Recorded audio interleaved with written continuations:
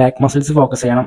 Let's ഒക്കെ നല്ലോണം രീതിക്ക് നമുക്ക് ഇനി ബിൽഡ് ചെയ്ത് കൊണ്ടുവരണം. നമുക്ക് ഷോൾഡർ ഒന്നും കൂടി ബിൽഡ് ചെയ്യണം. ഷോൾഡർ ഇപ്പോൾ ഫുള്ള് ലോഡ് കുറഞ്ഞേക്കാണ്. അതായത് നമുക്ക് ക്രിയേറ്റീവ് ഞാൻ എടുക്കാൻ സ്റ്റാർട്ട് ചെയ്തിട്ടില്ല, വർക്കൗട്ട് പ്രോപ്പർ ഇല്ലാത്തതുകൊണ്ട്. വർക്കൗട്ട് പ്രോപ്പർ ആയി കഴിഞ്ഞാൽ ക്രിയേറ്റീവ് കറക്റ്റായിട്ട് നമ്മൾ എടുക്കാൻ സ്റ്റാർട്ട് ചെയ്യും. അപ്പം ആ പഴയ സൈസ് ഇങ്ങനെ തിരിച്ചിങ്ങനെ വരാൻ തുടങ്ങും.